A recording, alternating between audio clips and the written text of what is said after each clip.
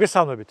ვაგზელებ საქართველოში მოგზაურობას და ამჯერად აღმოსავლეთ საქართველოში კახეთში გადმოვინაცვლებ. კერძოდ კი, დღეს ვაპირებ ყვარლის მუნიციპალიტეტის რამდენიმე საინტერესო ადგილი მოვინახულო. ყვარელი სხვა მუნიციპალიტეტების მსგავსად მდიდარია მრავალფეროვანი ღირსშესანიშნაობებით, ამიტომ დღეს ვეცადე ავიმერჩი ესეთი ადგილები, რომელიც ცნობილი არის საზოგადოოდ და შედარებით ისეთი ადგილების, რომელიც არ ვიცით, მათ შორის არც მე არ ვარ ნამყოფი და ვფიქრობ, საინტერესო მოგზაურობა გამოგვივა მთლიანობაში. მოგზაურობას ვიწყებ გრებიდან და ახლა ვიმყოფები გრემის ღვთისმშობლის სახელობის ტაძართან, რომელსაც ძირითადად არ ნახულობენ ადამიანები, ვინაიდან უმეტესად მიდიან გრემის მთავარანგელოზის ეკლესიაში, რომელსაც ჩვენც მოვინახულებთ, მაგრამ იმდენად ლამაზი ტაძარია, არ შემეძლო გვერდი ამიარა და მისი დათვალიერებისა და მოლოცვის გარეშე ჩამევლო. ეს არის პატარა ტაძარი, რომლის კედლებში განირჩევა ორი სამშენებლო პერიოდი.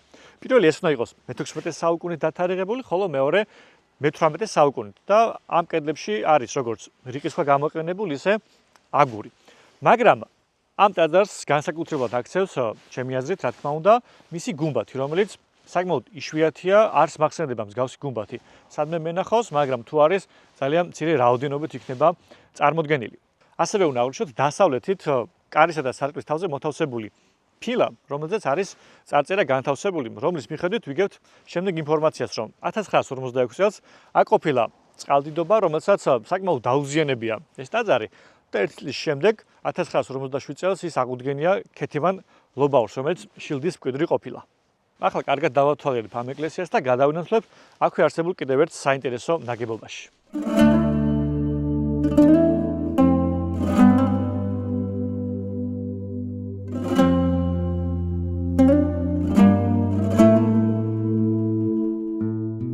გრემის ღვთისმშობლის ეკლესია მდინარე იწობის ნაპირასაა აგებული.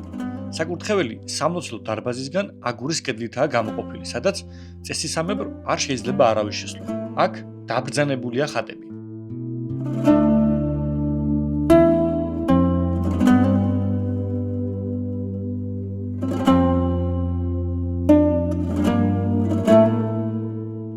ტაძრის გარეთ გარშემო ქვევრებია მიმოფანტული, რაც კახეთს განსაკუთრებით უხდება. ეკლესიის შორიახლოს მდგარა აგურით ნაგები ეკლესია, რომლის კედლების ნანგრევები მდინარე იწობის კალაპოტშია ჩაცვენილი. გარკვეული ნაწილი კი ტაძრის აღმოსავლეთითაა შემორჩენილი.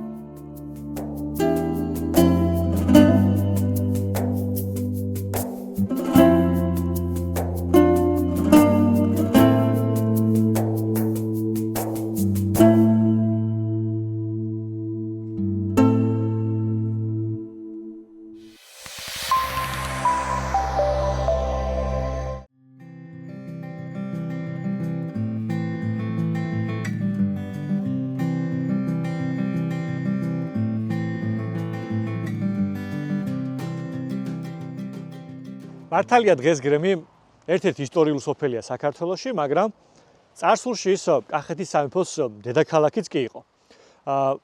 მას შემდეგ რაც მე-15 საუკუნეში კახეთის სამეფოს მეფე გახდა გიორგი, მან სწორედ გრემი აქცია მისი სამეფოს დედაქალაქად. მართალია გრემი მხოლოდ 2 საუკუნის განმავლობაში იყო დედაქალაქი, მაგრამ ამ პერიოდის განმავლობაში აქ მიდიოდა აქტიური წიგნობრული საქმიანობები და აქვე გადიოდა საქარავნო გზები, საკმაოდ მნიშვნელოვანი ადგილი იყო. სწორედ ამიტომ გრემი იყო კახეთის სამეფოს პოლიტიკური, ეკონომიკური და კულტურული ცენტრი. როდესაც გრემზე ვიწყებთ საუბარს, ალბათ პირველ რიგში გვახსენდება გრემის მთავარანგელოზის ეკლესია და იქ არსებული სამრეკლო. რა თქმა უნდა, უშუალოდ კომპლექსი ბევრად დიდ ტერიტორიას მოიცავდა. აქვე არის აბანო, სხვადასხვა ეკლესია და მათ შორის ახლა ვიმყოფები ეგრეთ წოდებულ სამეფო უბანშიც. სადაც დღეს შემორჩენილია ეს 2 საუკუნოვანი სახლი, რომელიც 1901 წელს აუშენებია აზნაურ იაკობ ელიოსიძეს. დღესთვის ეს შენობა კერძო საკუთრებაშია, მაგრამ რამდენიმე მნიშვნელოვანი ფაქტი უკავშირდება და ძალიან დამაინტერესა, რომ აქ მოსული ყავდა პირადად დამეთვალიერებინა ეს სახლი. აქ გადაუღიათ ფილმები, დაწერილა სხვადასხვა ნაწარმოები, მაგრამ მათ შორის გამოვარჩევ ჩემთვის ერთ-ერთ უსაყვარლეს ფილმს, ხარებას და გოგიას და როგორც გავიგე, სწორედ რამდენიმე სცენა აქ გადაუღიათ. ეს სახლიც აგურით და რიყის ქვითაა აგებული. მართალია მიტოვებულია, მაგრამ ბევრი ნივთია შემორჩენილი და წარმოდგენა გვექნება თუ როგორ გამოიყურებოდა ის წარსულში. პირველ რიგში მოვინახულე მარნის ტერიტორია, სადაც ქვევრები კვლავ არის მიწაში ჩაფლული. ჩანს საბუხრი ადგილიც. სახლში ერთ-ერთ ოთახში შემორჩენილი აგურით აშენებული ბუხარი, ძველი ავეჯი, წიგნები, ფოტოები. სამწუხაროდ, სახლის სახურავი დაზიანებულია. დარწმუნებული ვარ, თუ ამ სახლს რესტავრაციას გაუკეთებენ, ბევრი კარგი რამის გაკეთება შეიძლება. ტოვებს სახლს და გადავინაცვლებს სამეფო უბნის აბანოსკენ.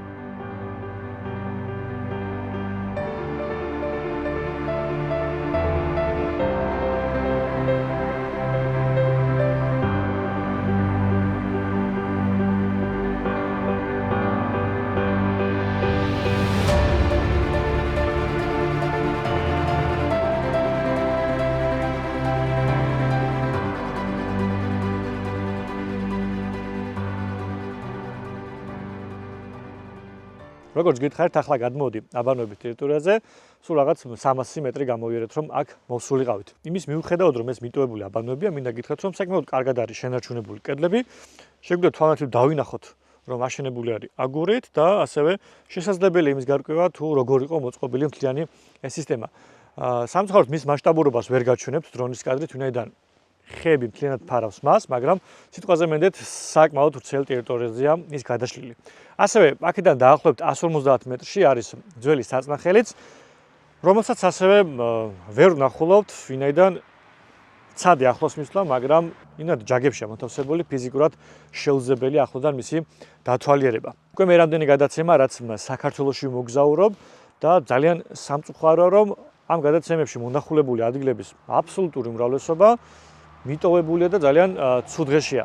ეს ყველაფერი კიდევ უფრო სამწუხარო ხდება პირადად შემთთვის, ვინაიდან, როდესაც საზღვარგარეთ მოგზაურობ, ეს იქნება ამერიკა, ევროპა თუ აზიაც კი, ისინი პატარა ისტორიულ ნაგებობასაც კი ძალიან უფრთხილდებიან და უვლიან და ასევე კარგად წარმოაჩენენ ტურისტებისთვის და ჩვენ ბევრად ისტორიულ და მნიშვნელოვან ძეგლებს არ ურთხილდებით და ასე უპატრონოდ გვაქვს მიტოვებული ხშირ შემთხვევაში. ისიც მესმის, რომ ზოგიერთი ძეგლი მიუდგომელ ადგილებში მდებარეობს და რთულდება მისი მოვლა-პატრონობა, მაგრამ ამ შემთხვევაში ეს გასამართებელი პასუხი არ იქნება, ვინაიდან გზიდან სულ რაღაც 200-300 მეტრში მდებარეობს ეს აბანოც, საწნახელიც და რა თქმა უნდა, მარტო ამ აბანოზე და საწნახელზე არ არის საუბარი, ამაზე ბევრად მნიშვნელოვანი ძეგლები გვაქვს დასაცავი. მე ტრადიციულად იმედს დავიტოვებ, რომ შესაბამისი სამსახურები დაინტერესდებიან და რაც მათი მოვალეობა არის, შეასრულებენ იმას, რომ რაც ჩვენამდე შემორჩა, ის გავასუფთავოთ, კონსერვაცია ჩაუტარდეს და დაუტოვოთ მომავალ თაობას.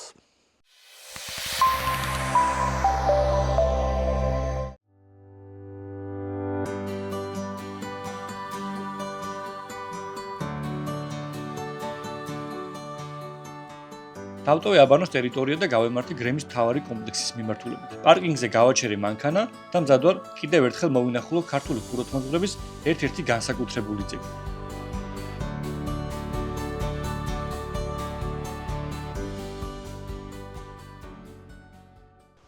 როდესაც გრემის სანახავად მოხვალთ და გააჩერებთ მანქანას, გვირაბის მეშვეობით გამოხვალთ ამ ტერიტორიაზე და პირველ რიგში დაინახავთ გრემის დაქალაქარის მუზეუმს, რომლის შესასვლელი ბილეთის საფასურიც არის 10 ლარი, მაგრამ ეს ბილეთი მოიცავს როგორც ამ მუზეუმს, ისე ზევით არსებულ მუზეუმსაც. ამ ნაწილში წარმოდგენილია ამ ტერიტორიაზე აღმოჩენილი არტეფაქტები, შიგნით ხვდებით სხვადასხვა ფულის ერთეულს, საყოფაცხოვრებო და სამეურნეო ჭურჭელს, საბრძოლო ცულებს, მოკლედ ძალიან მრავალფეროვანი საგამოფენო სივრცეა, რომელიც ვფიქრობ, რომ აუცილებლად უნდა მოვინახულოთ. ისტორიული გრემის კომპლექსი 1975 წლიდან მუზეუმ ნაკრძალს წარმოადგენს. მუზეუმში გამოფენილი ეთნოგრაფიული მასალა და გათხრების შედეგად მოპოვებული არტეფაქტები ცხადყოფს გრემის განვითარებას მრავალი მიმართულებით. გრაფიკულად და ნახატებით წარმოდგენილი საგამოფენო სივრცე გვეხმარება გრემის კომპლექსის მასშტაბების წარმოდგენაში. კომპლექსში შემავალი ყველა ნაგებობით. გრემი მნიშვნელოვანი სავაჭრო ცენტრი იყო. კახეთიდან ახლო და შორეულ აღმოსავლეთში გაჰქონდათ აბრეშუმი, ხალიჩები, ღვინო, ცხენები, ცხვარი, ბეწვეული და ასე შემდეგ. ვახუშტი ბატონიშვილი თავის ნაშრომში აღნიშნავდა, რომ აქ აკეთებენ ყოველგვარ აბრეშუმს. იყო სავაჭრო უბანიც, რომელიც ქალაქის ყველაზე ცოცხალი ნაწილი იყო. გრემისა და მთლიანად კახეთის ეკონომიკური ცენტრი.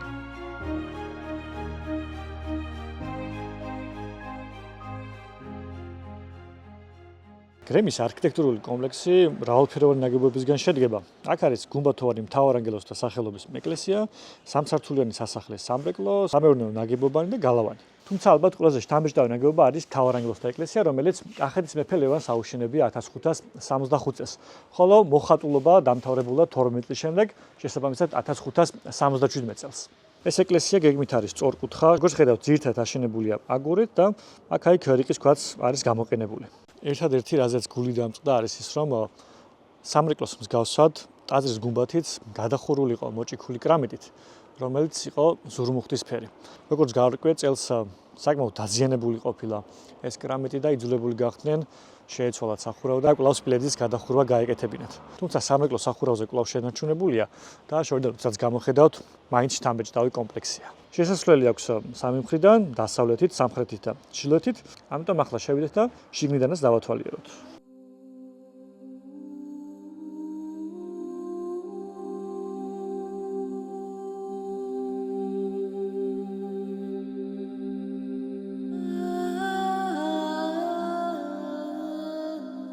ეკლესია მთლიანად მოხატულია.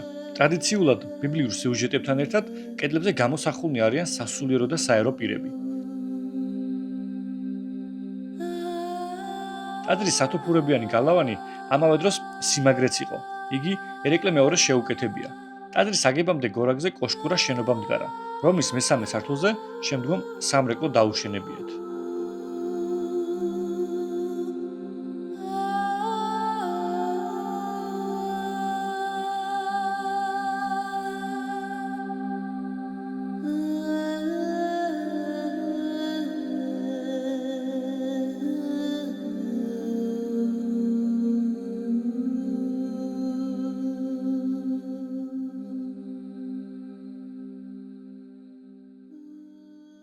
როგორც უკვე გითხარით, კომპლექსის ერთ-ერთი შემადგენელი ნაწილია სამსართულიანი სამრეკლო სასახლე, რომელიც დღეს მუზეუმის ფუნქციას ასრულებს. პირველ სართულზე გამოფენილია კახეთმეფეთა პორტრეტები, 60 და ხელნაწერები. ასევე აქვე არის სამეფო საპირფარეშო, რომელიც საკმაოდ კარგად გამოიყურებოდა. მეორე სართულზე ასვლის შემდეგ ნახავთ სასოფლო-სამეურნეო დანიშნულების ნივთებს, ხოლო უკვე მესამე სართულზე ამოსვლის შემდეგ ვხვდებით ამ ადგილას, რომელიც არის კოშკის თავი და აქედან შეგვიძლია დავინახოთ როგორც ეკლესია, ასევე გარშემო დასახლებები და რა თქმა უნდა მდინარე ინწობა, რომელზეც კომპლექსიდან ქვის გვირავით ყოფილა შესაძლებელი გასვლა.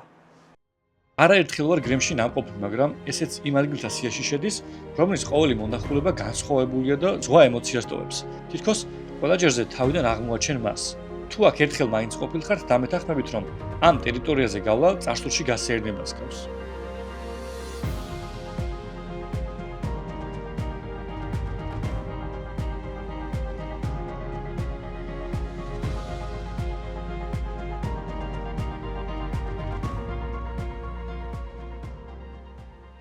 გრემის პარკინგიდან დაახლოებით 100 მეტრში გზის პირას არის ეს აბანო, რომელიც იმ პირველი აბანოდან განსხვავებით, როგორც ხედავთ, კარგ მდგომარეობაშია, გასუფთავებულია და აქ მოსულ ადამიანებს შეგვიძლიათ კარგად აღვიქვათ, თუ როგორ გამოიყურებოდა ეს ისტორიული აბანო. ამ პერიოდში, როდესაც ეს აბანოები შეიქმნა, საუბარია მე-15-მე-17 საუკუნეებში, მათ არ ჰქონდათ მხოლოდ ჰიგიენური დანიშნულება, არამედ ისინი ერთგვარი საზოგადოებრივი თავშეყრის დასვენებისა და სხვადასხვა გარიგების ადგილიც იყო. ეს აბანო არის ორსართულიანი, ზედა ნაწილი გამოიყენებოდა ბანაობისთვის, ხოლო ქვედა ნაწილი განკუთვნილი იყო გათბობისთვის. იქ წყალი ცხელდებოდა და კედლებში დატანილი კერამიკული მილებით აბანოს სხვადასხვა ოთახს მიეწოდებოდა. უნდა აღვნიშნოთ, რომ ამ აბანოებს ანათებდნენ ხელოვნურად და ამისთვის იყენებდნენ თიხისგან დამზადებულ ლამპებს. ასევე, როგორც წესი იყო ხოლმე, ქალების და კაცების განყოფილებები გაყოფილი იყო, მაგრამ ამ შემთხვევაში აქ იყო სპეციალური საათები დაწესებული, რომ საჯარო აბანოში კონკრეტულ საათებში მოსულიყვნენ ქალბატონები და მამაკაცები.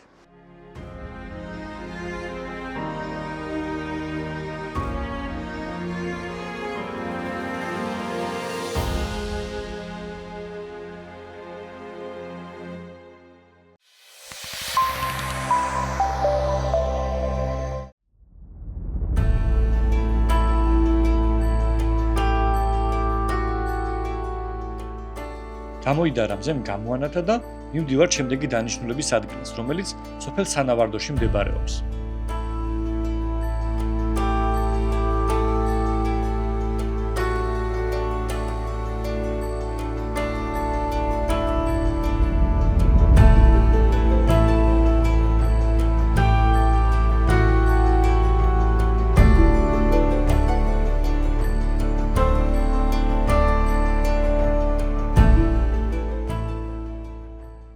ახლა მოვედი სოფელ სანავარდოს ღვთისმშობლის სახელობის ეკლესიაში, რომლის ზუსტი აშენების თარიღი არ ვიცით, მაგრამ სავარაუდოდ ის გვიან შუა საუკუნეებში უნდა იყოს აშენებული, რომელიც დარბაზული ტიპის ეკლესია და გზიდანვე ძალიან ახლოს მდებარეობს, მხოლოდ გადმოვუხვიეთ 100 მეტრში მოვიდით უკვე ამ ტაძართან.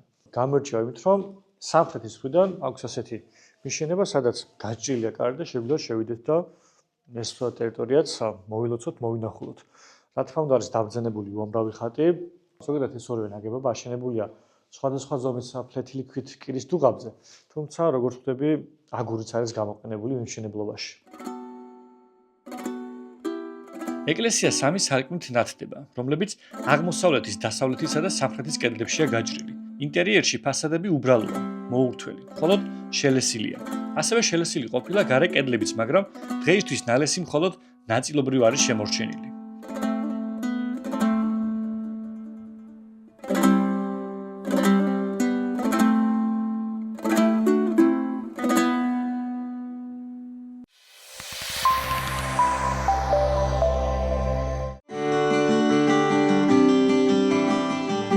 ახლა ერთ ადგილას მივდივარ ძველი ბაზილიკის მოსანახულებლად. იქ არასდროს ყოფილ ვარ და ძალიან დიდი სურვილი მაქვს თქვენთან ერთად აღმოვაჩინო.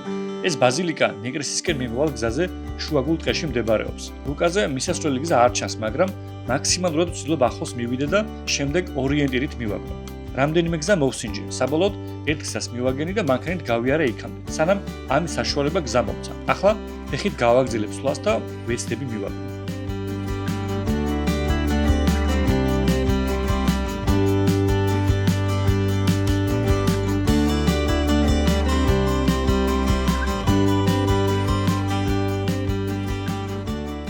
მოვედით ჭაბუკაურის სატაძრო კომპლექსში.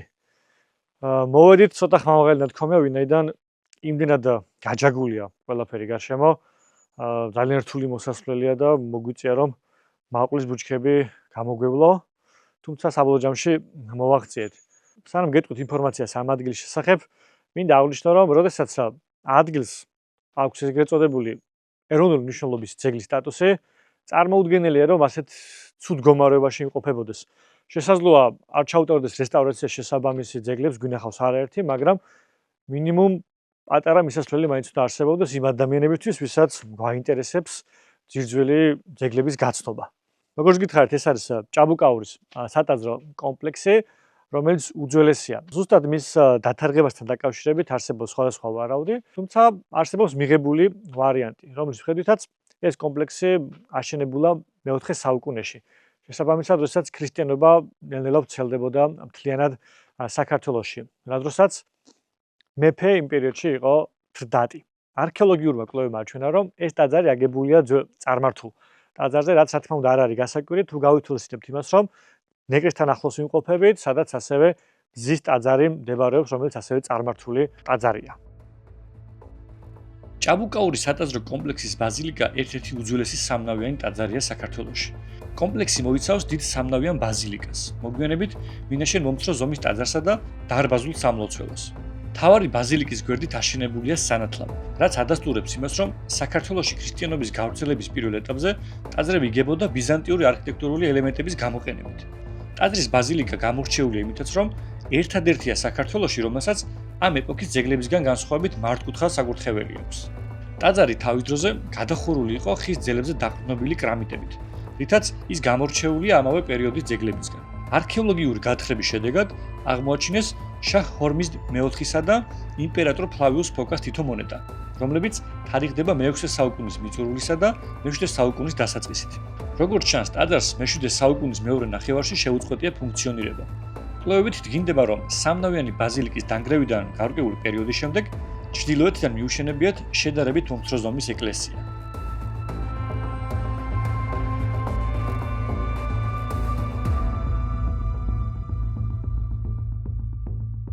დაახლოებით 10 წუთი დამჭირდა, რომ კვლავ მანქანასთან მოვსულიყავი და საერთოდ შემაზრს გეტყვით ამ ადგილთან დაკავშირებით. მართალია მე მაყოფილი დავჭი, რომ ეს ადგილი მოვინახულე, მაგრამ როგორც გითხარით, საკმაოდ რთული მისასვლელია და პირადად მე ვერ გირჩევდით, რომ აუცილებლად მოხვიდეთ და ნახოთ. მაგრამ თუ გავითვალისწინებთ ამ ძეგლის ისტორიულ მნიშვნელობას, ვფიქრობ, ზოგადად ყველა ადამიანმა ვეცნობოდეთ ასეთ ადგილებს, მაგრამ ამისთვის მნიშვნელოვანია, რომ შესაბამისმა სამსახურებმა ხელი შეგვიწყოს მოასუფთავონ მისასვლელი გზა იყოს შესაბამისად მოწესრიგებული, რომ სურვილებს მისვლა შეეძლოთ უსაფრთხოდ. გარდა ამ ადგილის ახლომახლო მოძებნილი მქონდა კიდევ 2 ადგილი, მაგრამ მისასვლელი ბილიკები არც რუკაზე ჩანს, ვერც ისე შევამჩნიე, მხოლოდ დრონით ნახეთ ერთი ადგილი, მაგრამ რამდენად შესაძლებელი იქნება რომ ეს ადგილი მოვინახულოთ, არ ვიცი. დავაზუსტებ მაინც კიდევ ერთხელ რუკაზე, თუ შევძლებ მისვლას, რა თქმა უნდა თქვენს გაჩვენებთ, თუ არა და რა თქმა უნდა იმდენი ადგილია გარშემო რომ სხვა ადგილებს მოვინახულებთ.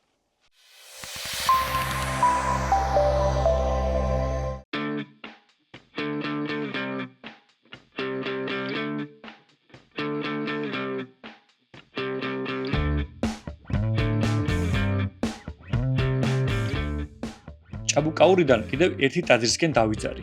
ისიც შუაგულ ტყეში მდებარეობს, მაგრამ იქ მაღალი გამავლობის მანქანით მისვლა არ გამიჭირდება.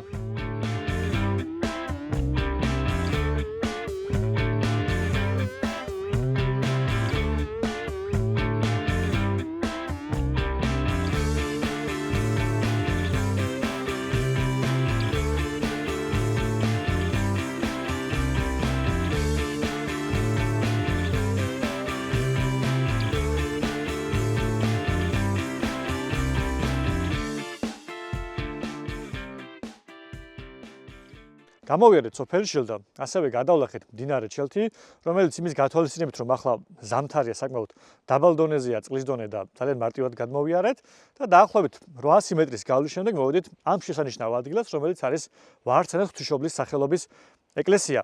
გეტყვით იმასაც, რომ თუ მაღალი გამავლობის მანქანით იქნებით, საკმაოდ მარტივად ამოხვალთ. იმის მიუხედავად, რომ დაახლოებით 200 მეტრიანი მონაკვეთი საკმაოდ სველი და ტალახიანი იყო, ძალიან მარტივად ამოვედით. ხოლო თუ სუბუქი მანქანით იქნებით, არ არის შორი მანძილი, შეგიძლიათ ფეხითაც ამოვყვეთ და გამოიაროთ ულამაზესი ტყე და საბოლოო ჯამში ასეთ ლამაზ ადგილას აღმოჩნდეთ. ვარცენას ღვთისმშობლის სახელობის ეს ტაძარი მე-9 საუკუნეში აუშენებიათ და მომდევნო საუკუნეების დოკუმენტებშიც იხსენიება.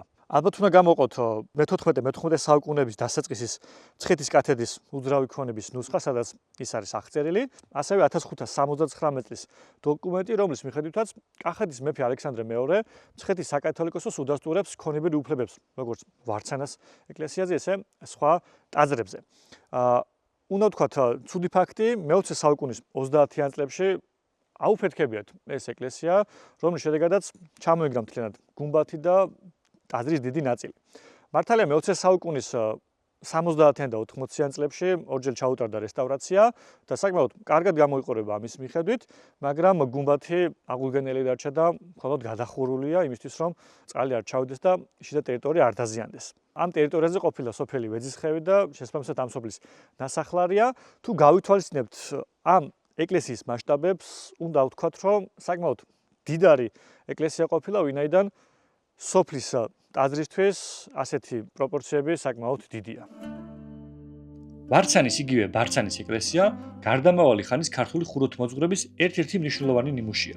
საქართველოში მოგზაურობისას უამრავი ეკლესია მინახავს. ამის მიუხედავად, როდესაც რაიმე ახალ ჩემთვის უცნობ ძეგლს აღფრთოვანებაში მოვყავარ, კიდევ ერთხელ ქეც ვიხრი ჩვენი წინაპრების შემოქმედებითი გენიის წინაშე.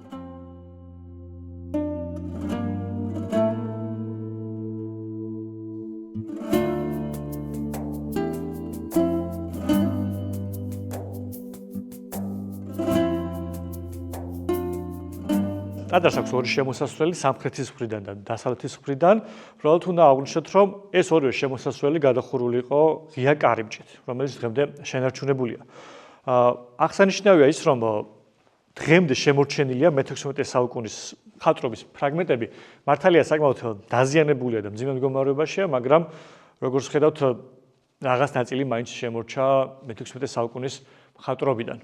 ეტყობა გზასაც და ეკლესიასაც, რომ აქ ადამიანები არცთვის იშვიათად მოდიან, ვინაიდან გზა საკმაოდ გაკვალული იყო და აქვე ხვდებით სანთლებს, ასანს, ანუ ადამიანები მოდიან, ლოცულობენ, ძალიან სასიხარულოა. განსაკუთრებით იმ ფონზე, როდესაც ჩვენ არაერთი მიტოვებული ტაძარი გვინახავს.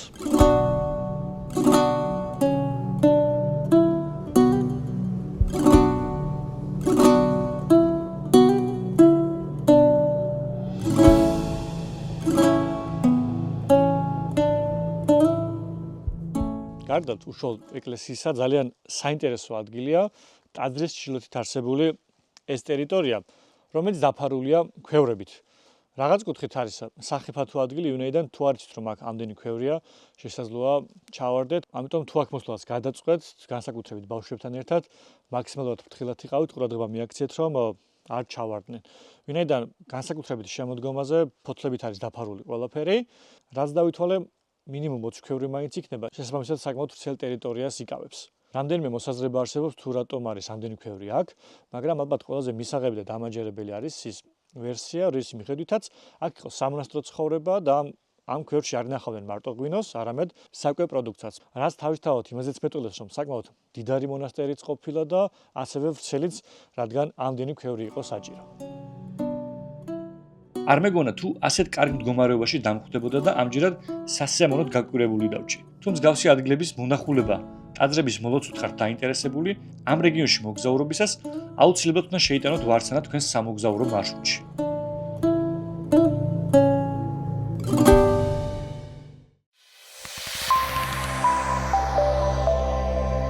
ახლა ბრუნდებით სოფელ შილდის მიმართულებით. თუ აქ მოხვდებით არ მოსვლას გადაწყვეტთ და რუგას ჩახედავთ, დაინახავთ რომ სოფელში არაერთი ღირსშესანიშნაობა და მათ შორის გამოსარჩევია კოშკები და ეკლესიები. სოფელში არის სამი ტაძარი, ორი წმინდა გიორგის სახელობის და ერთი ღვთისმშობლის სახელობის ტაძარი და როგორც გითხარით, კოშკების სიმრავლეა ჩემთვის განსაკუთრებულად აღნიშნვის ღირსი, ვინაიდან სოფელშიც და სოფელთან ახლოსაც არაერთი კოშკია. სოფელში არის ვახვახიშვილების, უტურაშვილების, ბუშელაშვილების, ხოლო გადმოღმა ჩელთისაკეთ არის ვეძისხევის კოშკიც, რომელიც ჩემუკან მოჩანს. ზოგადად არ არის გასაკვირი საგვარეულო კოშკები კახეთში, რამდენიმე ადგილას ჩვენც ყოფილვართ, მაგრამ ერთ სოფელში ამდენი ყოფილიყოს, მე პირადად არ მახსენდება და აღნიშნვის ღირსია. ასევე მინდა გითხრათ ერთი ფაქტის შესახებ. ჩემს სამოგზაურო მარშრუტში მეწერა შილდის ორსაყდრების ეკლესია, რომელთანაც მოვედი და საბოლოო ჯამში აღმოჩნდა, რომ სულ სხვა ტაძარია. როგორც ჩანს, რუკაში შეცდომით არის აღნიშნული, როდესაც უფრო კარგად ჩავეძიეთ და რუკას ჩავხედეთ, დავინახეთ, რომ ვარცანას ტაძრის იქით მდებარეობს. დროში ახლა ისე ვარ შეუძლებელია რომ უკან დაბრუნდე და ვნახო, მაგრამ თუ აქ მოსვლას გადაწყვეტ და საძებო სისტემაში ჩაწერთ მარშრუტს, შეცდომაში არ შეგიყვანო, ისევე როგორც მე და არ მოხვიდეთ შილდის ეკლესიასთან, არამედ იმ ეკლესიასთან მედით, რომელიც ვარცანასთან ახლოს მდებარეობს, ვინაიდან ფოტოებში როგორც ნახე, არის ფრესკული ტაძარი, რომელიც აუცილებლად სანახავი, როდესაც აქ მოდიხარ. ახლა ვერ ვახერხე, მაგრამ მომავალში აუცილებლად მოვალ და მოვინახულებ მას. ფიქრობ, საინტერესო მოგზაურობა გამოვიდა. ჩემს მოგზაურის დღიურს ბერძნული ნანახი ძეგლების გარდა, აქამდე უნახავი ადგილებიც შევმატე. ყვარელში და კახეთში მომავალში კიდევ არაერთხელ გამოგზაურებთ. დღეს კი მოგზაურობა აქ სრულდება.